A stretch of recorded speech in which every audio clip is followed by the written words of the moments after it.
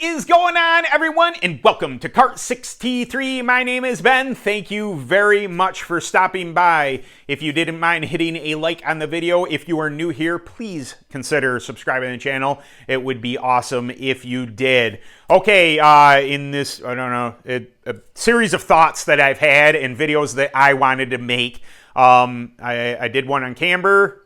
I don't know which one I'm doing first, camber or cross. One of these videos comes before the other, but if I let the cat out the bag, one of the next videos is going to be on camber or cross, depending which way I go. Anyway, how many washers affect cross? So, per a very rude comment, and I don't know if you guys know this or not, sarcasm is my second language. Sometimes when I'm answering a rude person, I just do it very PC-like, and well, that's a good point, and all right, I shine them on, whatever, just bypass. But sometimes I'm gonna go and hit with sarcasm back. I need you to know that about me, that I never assume I'm completely right on anything. I never assume that my videos are perfect. I do not make them, like, oh, this is all the knowledge you're ever going to need on this particular subject. If you watch just one video, chances are you're going to miss a whole lot of the big picture of stuff that I am putting out there. I'm not whining, I'm complaining, I'm just saying. And for those of you, as I like to refer to them, keyboard commandos, who want to hit me with rude comments, it's fine. I'm not the pushover. The only reason I don't swear on here is because there are children that watch this, and I find that to be entirely rude to be F-bombing left and right when children could be absorbing this information. Just know that if you meet me off camera, chances are I'm probably swearing. Just throwing it out there. Anyway, all this kind of prompted. All that thought prompted, all right, maybe I should dive in a little bit closer and do maybe a little bit something that I was curious about as well.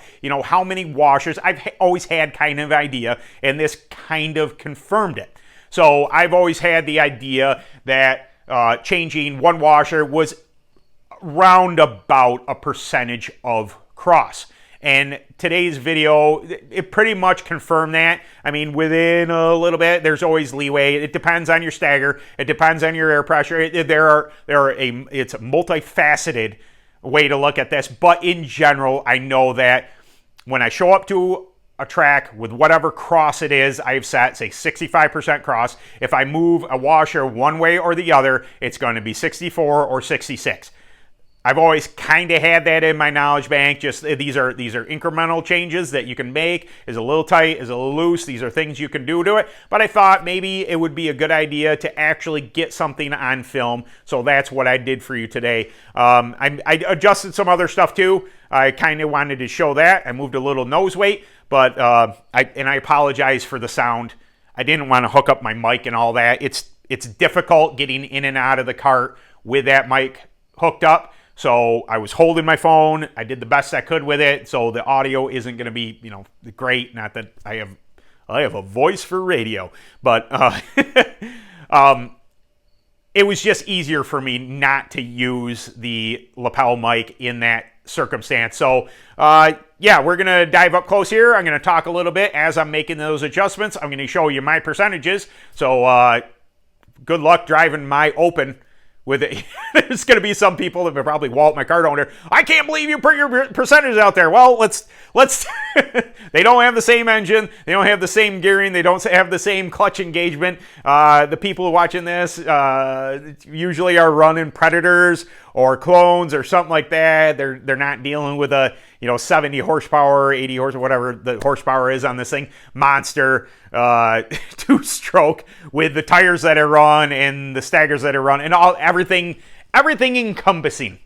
My setup, I guarantee you, is far different than other people's. The basic percentages are there, but the way the cart's set up, the tires, everything else, it all comes together as one and makes that the raceable package. And just knowing my numbers, you can put them on your chassis if you want to. Maybe it'll work. You can try it, but unless yours is an open two-stroke, it might not. So anyway, that's enough of that. We're going to dive down. we're going to take a peek at what I was talking about. I filmed this a little earlier, just getting to this talking point now. And yeah, we're going to have you check this out, and then we'll bounce back up here for a conclusion. We're going to make an adjustment here. You see how I am at 59.66. I'm moving a little bit because I'm talking and holding the camera and blah, blah, blah. But we are going to make a cross adjustment because I definitely want more than that in this chassis. Left side looks good. Nose, maybe a tick on the high side. But we are going to be, making a cross adjustment. So we're going to, decide whether or not we need to take a little nose weight out of it or not. It should be sitting around 46%. I like 45.5 to 46, give or take, on this open cart. But the other percentages seem pretty decent. Left is all there, all that. So yeah, we're gonna kind of zoom in, make a cross adjustment, and I'll show you how many washers I change in order to get that cross up. Okay, I got this angled best I could. I am off the pads, and to the roll-offs, I removed the right front tire so you guys could see a little better. I could have left the hub on there, but that's okay. I don't really need to. Hopefully I can get this angle good enough to go ahead and make this cross adjustment. I did not put my mic on, so you'll have to pardon the audio during now. But 3/4 inch wrenches. We're going to go ahead and take the castle nut off the top of here. And we're going to lose the washer, of course, because I'm on film. Okay, set those down. Kingpin's going to come out, and we're going to want to push this spindle down. So we're going to take washers from down here and put them up top. That's going to increase the cross. So I'm going to go ahead and remove the kingpin. Be very careful. Try not to dump the washers everywhere. All right. So we had 3, a thin one, 2 thickers on top, bottom. We're looking at, we got 4 here. So I'm going to make, because we're so low on cross, I'm going to make a pretty sizable change. And I'm going to move 3 washers. I know that doesn't sound like a lot, but for cross, it should be at least, I would assume, 3 or 4%. Because I would like to be up closer to 65%. I am running a bit more stagger in this, and I have quite a bit of nose. So these are also, if I can't get the cross here, rather than mess with the spindle on the other side, which I can do, sometimes I'll move a little weight to get the cross because I got so much nose weight in it that I have a 10-pound lead weight in there. I might go ahead and change that to a 5-pound and see what that does. All right, pro tip. Get your safety pin hole lined up this way, and then don't turn the pin when you're putting everything back on so you know where it is. And then when you're holding your bottom wrench, don't move your bottom wrench like I just did, just a little bit right there. So when you put your bottom wrench on, don't move that one, only move the top when you're tightening, and your safety pin hole should stay pretty lined up. I mean, you can put it wherever you want type of thing, but get some good tension on there. And then I can go ahead and put my safety back in because now it's straight. Goes right in this way. Nice and easy to remember instead of searching around for that. When you're going to put your pin in, you can't find it, you don't know where it is. Maybe the castle nut's covering up the hole. Just a little quote-unquote pro tip there for you. All right, let's get this tire back on and see what it did to our cross percentage. Okay, here we are back, and kind of like I had suspected. Where were we? 59% earlier, and now we're sitting at 62.5. So a 3 washer change was about 3%. So you can figure a regular kind of thick washer to be about 1%. So if you're making that change at track, go ahead and, you know, keep that in mind, that a washer is about 1%, give or take. You know, that's not written in stone, but it's pretty close. So we're going to have to make some more adjustments to get that cross even higher. Okay, we're going to take a look here. This is the 10-pound lead weight that I have in the nose right now. We are going to change that out to a 5-pound and see what it does to the percentages. If you're concerned about weight, like right now, I'm just at weight for this UAS ride, for this engine package, which is the Bama 270 right there. I need to be 420 pounds. I think I'm like 422. I may add, you know, if I take this 10 off here, replace it with a 5, that's going to put me below, although fuel, you know, you'll come up above. But if you want your baseline dry to be a certain weight, I may go ahead and add the add the 5-pound lead weight somewhere else in order to keep my weight up. And if you want to, you know, make the least change to your percentages, put lead weight where your butt is, because that's the, you know, that's center for the most part. Just another tip for you. Okay, here we are. I replaced the 10-pound with the 5-pound in the nose alone.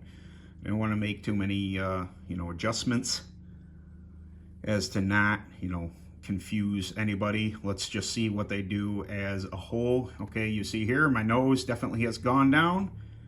My left side, it increased cross. You know, hopefully, we're going to see in the next screen here, but it increased cross by taking nose weight out of it. That's going to increase the rear. That's going to put more pressure on your left rear. So just that 5-pound swing, that's probably a little light on nose. I need to bump that up a little bit. If I got something in the 6-pound region, I'll have to look. Or if I have a light 10-pounder that's, you know, around 8 pounds, something like that, maybe I can make an adjustment there and get that back up. I'd like to see 45.5 to 46, but 46.3, I think it was, I had before, was a little high on nose. Then again, you know, maybe some good turn might help at some of these tracks. Okay, and here we are back. Of course, my hand is... Can we move this stuff?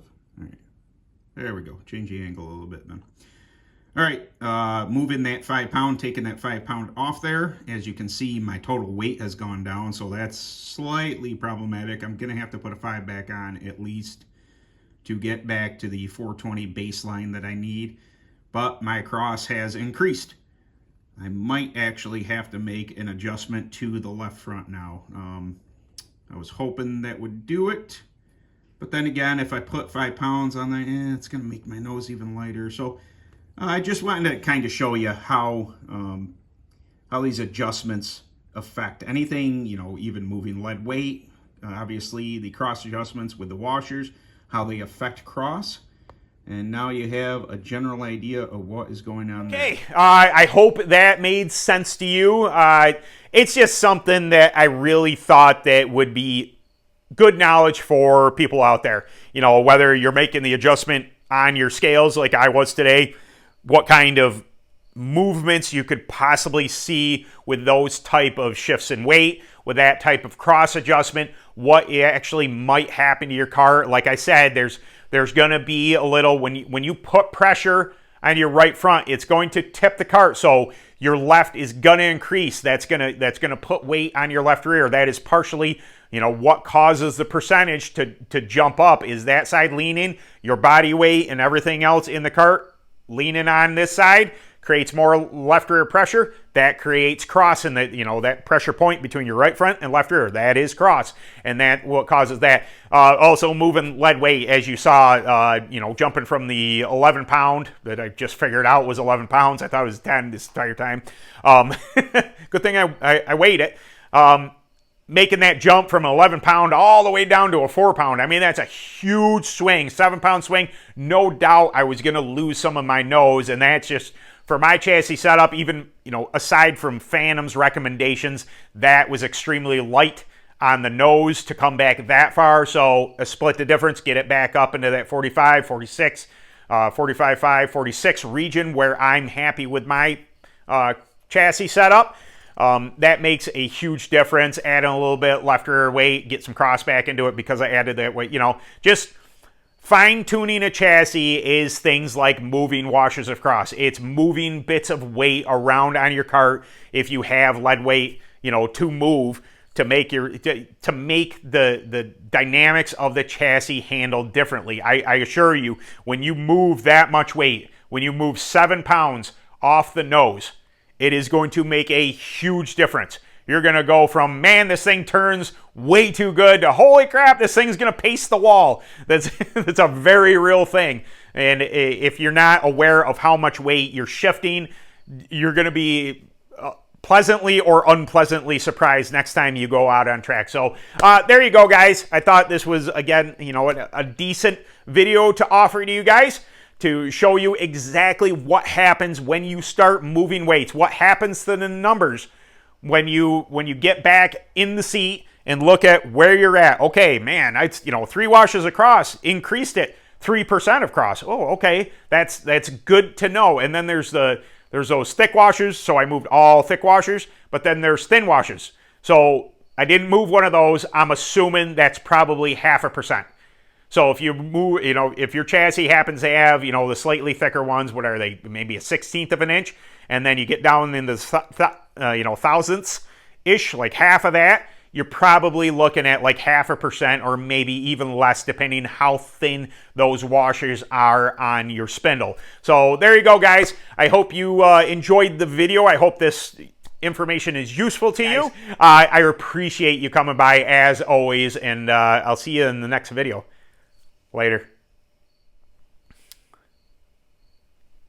My water is always over there.